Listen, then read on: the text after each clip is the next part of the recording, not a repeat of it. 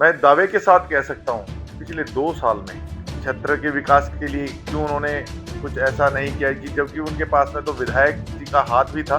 जो पानी हमारे यहाँ की आम जनता पी रही है, नल में, टूटी में, वो भी मेरे हैं। मैं भी वही पी रहा हूँ। जो पॉल्यूशन दिल्ली सरकार जिस पे बहुत ज़्यादा शोर मचाती है, वो मैं भी यहाँ पे झेल रहा हूँ। तो मैं सिर्फ एक चीज़ कहना चाहूँगा कि विकास के नाम पे तो हमारी पूरी बादली विधानसभा में पिछले 10 साल तो छोड़ो, मैं पिछले 20 साल 25 साल की बात करता हूँ, ना कोई ऐसा प्रोजेक्ट लाया गया, ना कोई ऐसा फ्लाईओवर, ना रोड, ट्रांसपोर्ट नगर हमारे पास में और इंडस्ट्रियल एरिया हमारे पास में। उसके बावजूद जो है हमारा क्षेत्र जो डाउन डाउन डाउन पे डाउन चला जा रहा है। स्वरूप नगर वाले को अगर समयपुर या लिबासपुर की तरफ आना हो तो उसे सोचना पड़ता है मैं जाऊं या ना जाऊं।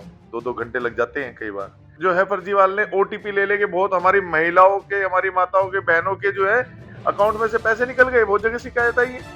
ये दो मुंहा सांप होता है ना, जो ये उस तरीके का एक व्यक्ति है कि अपना जो है वो शर्ट बाहर निकालेंगे और ऐसे बन के दिखाएंगे कि जनता में जैसे तेरे को कितना बेचारा है।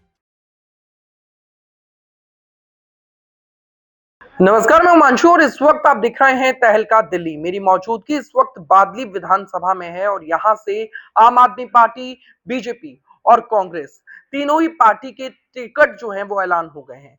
हमारे साथ मौजूदगी है, इस वक्त मौजूद है बीजेपी से यहाँ के प्रत्याशी। बातचीत कर लेते हैं। सर, क्या कुछ कहना चाहेंगे? पार्टी ने भरोसा आप पर जताया है, दीपक चौधरी जी। पहले तो मैं शीर्ष नेतृत्व माननीय मोदी जी, हमारे प्रधानमंत्री नरेंद्र मोदी जी, हमारे जेपी नड्डा जी और योगेंद्र चंदोले जी और वीरेंद्र सचदेवा जी और तमाम मेरे जितने भी शीर्ष नेतृत्व के पदाधिकारी, उनको बहुत बहुत धन्यवाद तहे दिल से करूंगा और आभार व्यक्त करूंगा कि उन्होंने मुझे जैसे एक कार्यकर्ता को, जो कि पहली लिस्ट में ही जब नाम आया तो मैं अपने आप को बहुत सौभाग्यशाली समझ रहा था कि भाई देखो, मेरा नाम अगर उन्होंने मुझ पे अगर उन्होंने विश्वास जताया है तो मैं बहुत बहुत तहे दिल से धन्यवाद है उनका। पहले से कोई इन्फॉर्मेशन नहीं थी, कोई नहीं, जानकारी कोई नहीं? नहीं इन्फॉर्मेशन नहीं थी। मैं तो अपने ऑफिस में था और तब जब यहाँ पे लिस्ट का आया और अनाउंस हुआ, मुझे टीवी से पता लगा तो मुझे तो बहुत अच्छा बहुत लगा। खुशी मिली होगी। बहुत खुशी मिली है। ऑब्वियस सी बात है, खुशी का माहौल तो रहता ही है जब राजनीतिक क्षेत्र में हम तो। जी। आपकी वाइफ गायत्री जी भी निगम जी जी पार्षद हैं जी। और आपको विधायकी का टिकट मिला है। मतलब लगता है कि एक फैमिली जो है वो पूरी की पूरी विधानसभा में अब विकास करेंगी या काम देखिए, करेंगी? मैं आपसे को एक ही चीज कहना चाहूंगा हम्म, कि हमारे यहाँ भाजपा का हमारा एक ही वार्ड में है जो नगर निगम में जीते हुए हैं। वो 3 जो वार्ड हैं उसमें आम आदमी पार्टी के जो हैं निगम पार्षद हैं और मैं दावे के साथ कह सकता हूँ कि पिछले 2 साल में, आजकल सोशल मीडिया का जमाना है, सोशल मीडिया उठाइए, उन्होंने क्या किया, क्या नहीं किया, आरटीआई लगाए, मैं लोगों को कहूँगा कितना उन्होंने बजट लगाया, कितना किया, क्षेत्र के विकास के लिए क्यों उन्होंने कुछ ऐसा नहीं किया कि जबकि उनके पास में तो विधायक जी का हाथ भी था, तभी उन्होंने नगर निगम से बजट लेके क्यों लोगों के रोड, गलियां, नालियां नहीं बनाई, लाइटें नहीं लगवाई, सीवर साफ नहीं कराए। तो मैं सिर्फ यही कहना चाहूंगा कि जब हम 2 साल से रोड पे हैं, जनता के बीच में हैं, जा रहे हैं, दुख दर्द जान रहे हैं। और सबसे पहले एक और चीज बताना चाहूंगा कि हमारे जितने भी हम तीनों प्रत्याशी हैं, उन तीनों प्रत्याशियों में मैं ही क्षेत्र में रहता हूँ और कोई भी यहाँ क्षेत्र में नहीं रहता है। और अब जब क्षेत्र में रहते हैं तो अगर जाम है तो उस जाम में मेरे बच्चे भी खड़े होके 2-2 घंटे देख जाम में खड़े होके यहाँ से यहाँ पे आते हैं। जो पानी हमारे यहाँ की आम जनता पी रही है, नल में, टूटी में, वो भी मेरे हैं। मैं भी वही पी रहा हूँ। जो पॉल्यूशन दिल्ली सरकार जिस पे बहुत ज्यादा शोर मचाती है, वो मैं भी यहाँ पे झेल रहा हूँ। तो मैं सिर्फ एक चीज कहना चाहूंगा कि विकास के नाम पे तो हमारी पूरी बादली विधानसभा में पिछले 10 साल तो छोड़ो, मैं पिछले 20 साल 25 साल की बात करता हूँ, ना कोई ऐसा प्रोजेक्ट लाया गया, ना कोई ऐसा फ्लाईओवर, ना रोड की डिमांड भी की। डिमांड तो तब करते जब उन लोगों के पास में विजन हो, रोड मैप हो। उन लोगों के पास में रोड मैप ही नहीं है। मेरी अगर आप सोशल मीडिया भी उठाएंगे तो मैंने योगेंद्र चंदोले जी को बुलाया, रेल मंत्री जी के पास हो गए, उन्होंने एक फ्लाईओवर का भी मुद्दा मैंने उठाया हुआ है कि हम जो है फ्लाईओवर बनाने के लिए उसके लिए हम आगे बढ़े हुए हैं।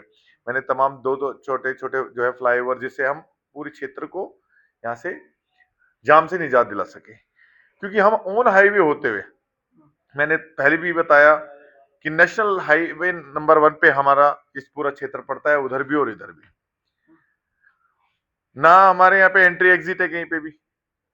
जब मैं कहता हूँ कि मिनी बस अड्डा हमारे यहाँ पे बाईपास के रूप में मुकरबा चौक पे, मेट्रो हमारे पास में, रेलवे स्टेशन हमारे पास में, ट्रांसपोर्ट नगर हमारे पास में और इंडस्ट्रियल एरिया हमारे पास में, उसके बावजूद जो है हमारा क्षेत्र जो डाउन डाउन डाउन पे डाउन चला जा रहा है। क्यों? क्योंकि लोगों को 2-2 घंटे जो है यहाँ पे जाम में खड़ा रहना पड़ता है। किसी को अगर अटैक की दिक्कत आ जाती है, किसी को हॉस्पिटल की जरूरत पड़ती है, कोई इमरजेंसी आ जाती है, तो लोग बहुत से ऐसे भी केस आए हैं जो उन्होंने दम तोड़ दिया कहीं ना रोड कहीं में। बहुत बड़ी समस्या है जाम यहाँ पे। जाम की तो आप ही क्योंकि क्षेत्र में हैं, क्योंकि आप बेहतर जानते हैं, क्योंकि आप पब्लिक के बीच में जाते हैं, तो आप बेहतर तरीके से जानते हैं। हमारे पास में सबसे बड़ी समस्या क्या है, पूरी बादली विधानसभा की मैं बात करता हूँ, तो हमें कहीं पे भी अगर हम चाहें गुज्जर चौक, वहां पे जाम 2-2 घंटे रहता है। स्वरूप नगर वाले को अगर समयपुर या लिबासपुर की तरफ आना हो, तो उसे सोचना पड़ता है मैं जाऊं या ना जाऊं, 2-2 घंटे लग जाते हैं कई बार। अच्छा, आपकी विधानसभा खास इसलिए भी है क्योंकि आपकी विधानसभा से जुड़े हुए दिल्ली सरकार के बहुत बड़े-बड़े वादे रहे हैं। उन्होंने वादा किया था कि कूड़े के पहाड़ को हटाएंगे। जी। कूड़े का पहाड़ नहीं हटा।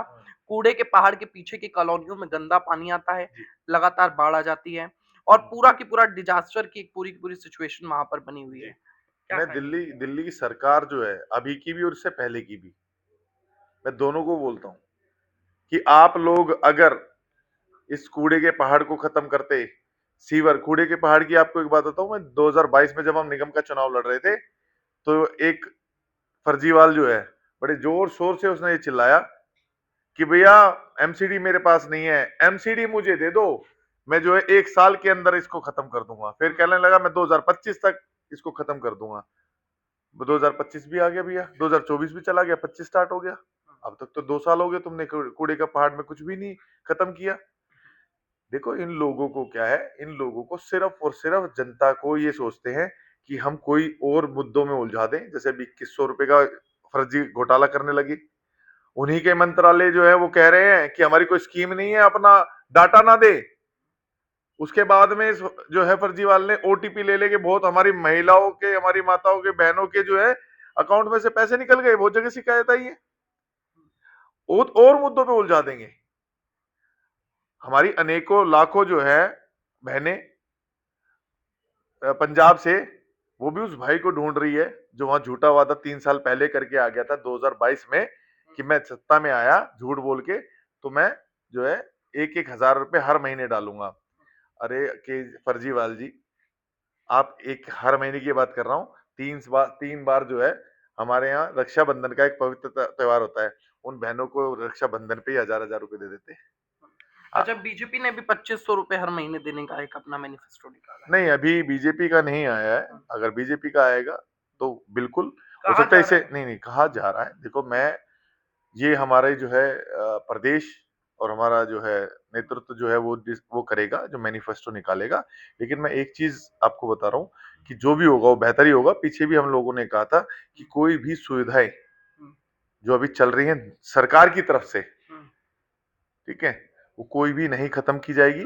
और उससे जो गरीबों को और जो जरूरतमंदों को जो चीजें बढ़ के मिलनी चाहिए, उसमें ऐड कर ही लोगों को बेनिफिट मिलेगा उसमें। दीपक चौधरी के लिए बड़ी समस्याएं क्या हैं, बड़ी चुनौतियां क्या हैं इस चुनाव को लड़ने के लिए? मेरे सामने कोई चुनौती नहीं है, कोई बड़ी चुनौती नहीं है, क्योंकि उसका कारण है, क्योंकि कुछ लोग यहाँ जो प्रत्याशी हैं वो हेलीकॉप्टर वाले हैं, चौपर वाले हैं। वो तो हेलीकॉप्टर से नीचे उतरते नहीं कि हम राष्ट्रीय के बड़े बड़े लीडरों के साथ हेलीकॉप्टर में रहते हैं। भाई जनता ने वोट तो जनता ने देनी है, जनता का प्यार है। जनता ने 2 साल मुझे यहाँ पे भी देखा है और भी बहुत क्षेत्र में मेरे, क्योंकि मैं टच में रहा हूँ, दुख सुख में सबके रहा हूँ, तो मेरे को किसी से कोई चुनौती नहीं है। मेरे को सिर्फ ये है कि जो मेरे को विश्वास है मेरी अपनी जनता पर है, अच्छा, जिनको एक मेरे प्यार तरफ मिल रहा है। अजेश यादव हैं, देवेंद्र यादव हैं, दोनों के दोनों पहले भी विधायक रह चुके हैं, बड़ा एक्सपीरियंस रहा है। आप युवा नेता है, तो युवाओं के लिए क्या विजन लेके आएंगे आप? मैं विजन ये लेके आऊंगा कि जब मैंने आपको एक बात कही कि हमारा एरिया जो है डेवलप, बिल्कुल मतलब दिल्ली का मेन पॉइंट होते हुए, बिल्कुल ऑन हाईवे होते हुए आज डेवलप नहीं है। यहाँ पे रोजगार डेवलप की जरूरत है। जो हमारे यहाँ स्मॉल फैक्ट्रियां लगी हैं वो पलायन करने पर मजबूर है। क्यों? क्योंकि जाम है। मैं जाम की जो है समस्या, सबसे पहले जाम की, हैदरपुर का पानी हमें चाहिए, और जो है अपना सीवर की जो समस्याएं हैं, नाले की, और जो कूड़े का पहाड़ है। अगर मैं आपको ये विश्वास दिलाता हूँ आपके माध्यम से, अगर भाजपा की सरकार आती है तो ये फर्जीवाल ने जो किया, मुझे नहीं पता इसने क्या किया और क्यों झूठ वादे बोले। हमारे नितिन गडकरी जी ने ये प्लान दिया था कि भैया मैं आपसे ये कूड़ा उठाने के लिए तैयार हूँ जो हाईवे हमारे बन रहे हैं, लेकिन ये उस चीज पर भी कुछ नहीं कर पाया। इसका सिर्फ और सिर्फ एक मैं आपको तरीका बताता हूँ। ये बात बोलो, ये गलत हो गई, ये बात बोल दो, ठीक है जी।